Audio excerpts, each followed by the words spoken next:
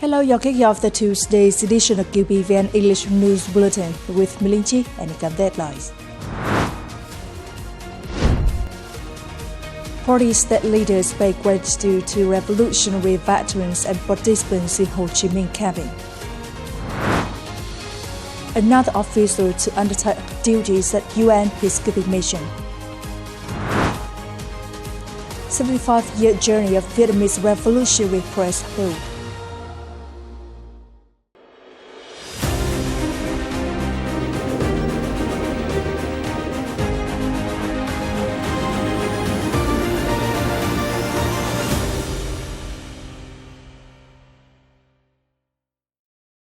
On the occasion of the 75th anniversary of the liberation of the South and National Reunification Day, on the morning of April the 21st in Ho Chi Minh City, Party General Secretary Tô Lâm presided over a meeting between party and state leaders and outstanding revolutionary veterans in the South. Later the same day, the party chief chaired a meeting with participants in the historic Ho Chi Minh campaign. The event saw the attendance of leaders and former leaders of the party, state, military, central agencies and localities.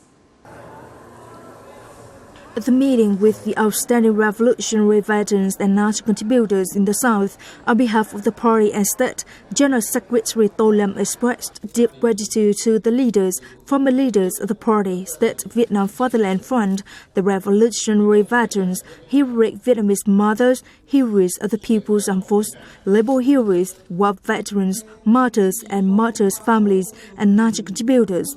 The party chief briefed the delegates on the current situations of the country, as well as the party's guidelines and strategic orientation for the era of national growth. He voiced his hope that the revolutionary veterans, national contributors, and their families would continue contributing to the glorious revolutionary cause of the whole party and people. On the afternoon of the same day, with a meeting with participants in the Ho Chi Minh campaign, the delegates together recalled the heroic memories of the historic campaign leading to the complete liberation of the South and national reunification on April 30th, 1975. Speaking at the event, General Secretary Tô Lâm demonstrated his admiration towards the campaign participants for their great achievements and enormous contributions in the past struggle for liberation and reunification, as well as the current cause of construction and safeguarding of the fatherland.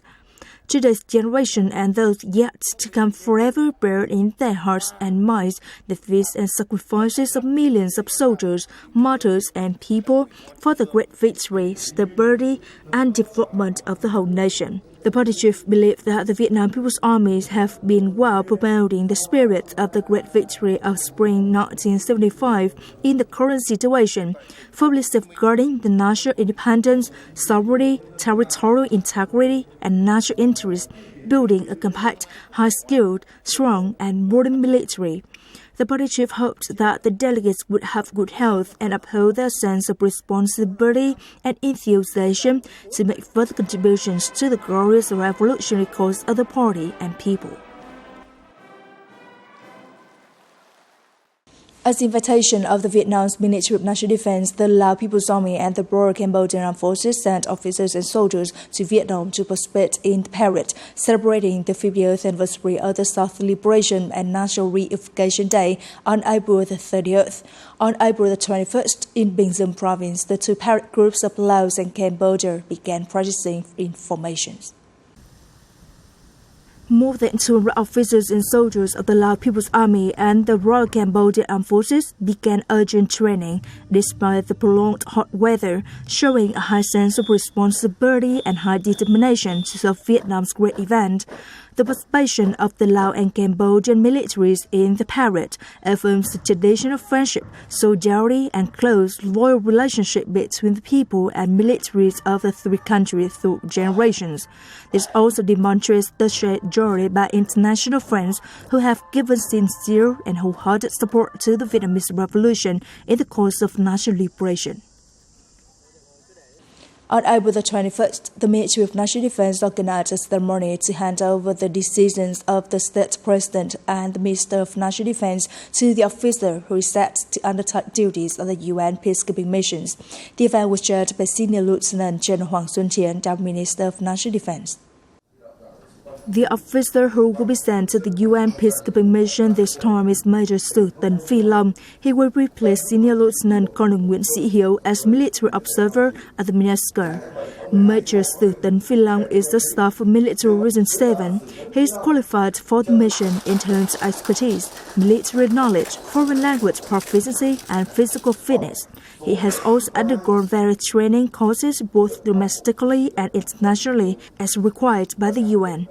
Senior Lieutenant General Hoàng Xuân Chiến asked Major Sư Tấn Phi Long to observe military courtesy, show a high sense of responsibility, eagerness to learn, and readiness to cooperate with international colleagues, and confidently showcase his character and professional capabilities. North-South Reunion, a special political and artistic program produced by the Army Broadcasting Center, is slated for tonight, April the 22nd, promising to leave one-of-a-kind imprint ever. In the middle of an elaborate reset space with a real-life scene of 2,700 square meters, under the help of 3D weather screen projection technology, the advancement of 2 military vehicles and 2 armored tanks is expected to revive part of Vietnamese historical monuments, bringing audiences back to the time when the whole nation stood together, surpassed rains of bombs and mines to write down in the history an immortal epic of the great victory. In the North-South Reunion live show, there will also be a special cultural space honoring Vietnamese traditional values, where tea, pottery, and trees are not only display items, but also cultural symbols imbued with historical values at the soul of the nation. Their art not only recounts history, but also awakens national pride and rouses patriotism in its person. What to expect is not simply be an artistic and political program, but a sacred reminder of solidarity, the journey for reunification and aspiration towards a brighter future of Vietnam. Coming up next, 75-year journey of Vietnamese revolutionary press held. Low emission rise, an essential part for Vietnam's rising history. On the morning of April the 21st, in Hanoi, the Vietnamese Journalists Association held a ceremony to commemorate its 75th founding anniversary, April the 21st, 1950-2025, and a national conference on the Vietnamese press. Over the past time, the association has closely followed the directives and resolutions of the party, the documents of the state related to journalism, and the association regulations. As a result, its activities have become increasingly creative and innovative, thus exerting profound efforts helping boost its role and reputation in the press and social life. In the upcoming time, the association will enhance political and professional training, particularly in knowledge and skills of applying digital technology in journalism, thus improve quality, effectiveness, and competitiveness of journalism in the digital age. Accompanying the country for 75 years, the Vietnam Journalists Association has been continuously developing so strongly that it has asserted its role as a pioneering force in the ideological and cultural front. In the new period of the country's development, the association continues to play its core role in the country's journalism development towards professionalism, modernity, and humanity. In the 75-year journey, the journalist soldiers have affirmed their historical mission of accompanying the growth and strength of the military. Reflecting the reality, military journalism has served as a bridge to the audiences, helping spread the noble qualities and images of uncles soldiers in the hearts of the people. There have been a number of movements and activities organized by units, localities, organizations, and individuals inspired by our newspaper. Then they have provided feedback to us. That the articles are responded positively by readers is a great encouragement for us. Currently, the great influence of social media and digital applications demands a journalist of the Vietnam Journalists Association to not only enhance the political qualities and professional expertise, but also make efforts to gradually master modern journalism technology. In the near future, the Vietnam Journalists Association will launch a large-scale AI training program for journalists. We target 3,000 journalists who will be trained in the coming term. They will be qualified enough to use modern technology for information gathering, information production, and information distribution to the targeted audiences.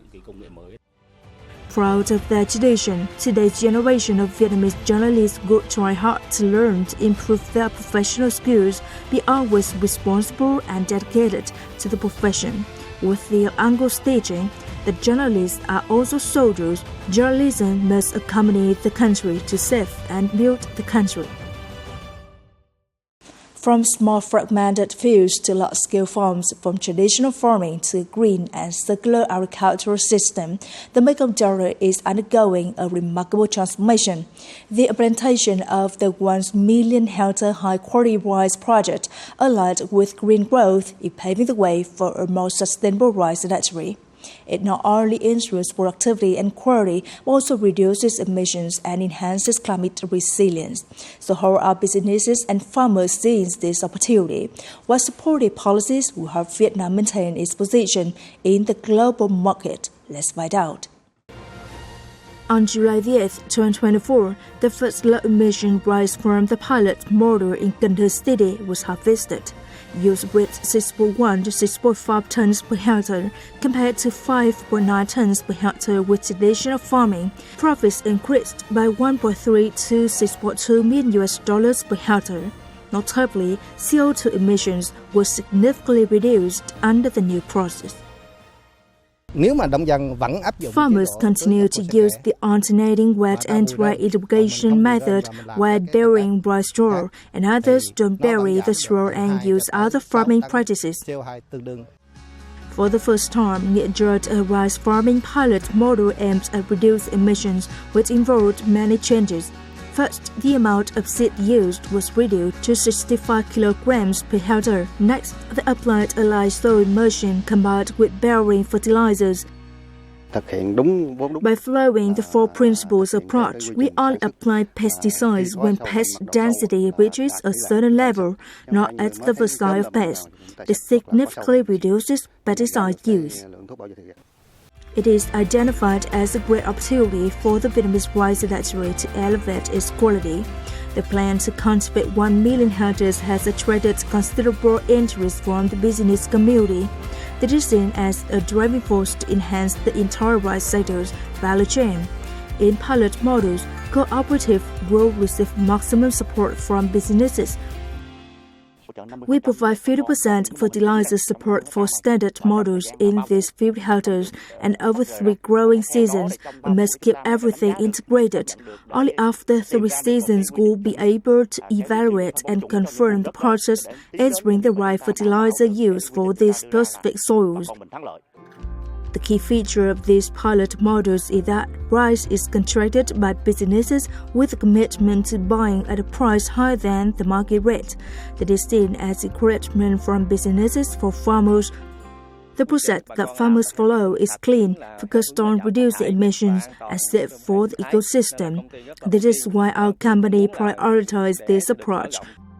According to the Ministry of Agriculture and Environment, the success of the project has been supported by research institutes, universities. So the results of the Green Innovation Center actually went beyond our expectations with regards to the number of innovations, but also the outreach that was achieved. And all stakeholders involved can be quite proud. And that was also one of the success factors of the Green Innovation Centers, that so many different stakeholders were involved from the national level, provincial, but also research, academia and private sector. Although Vietnam is one of the largest rice producers and exporters in the world, due to climate change, market fluctuations, and shifting global consumption trends, Vietnamese rice in general and rice from the Mekong Delta in particular urgently needs transformation. This means improving the quality of rice, ensuring food safety, and upholding community responsibility in environmental protection by reducing the use of chemical inputs, adopting emission-reducing production methods, and increasing income for rice farmers per unit of land. It is the end of the latest news bulletin today. You're watching news again at QPVN.vn. For now, goodbye. See you next time.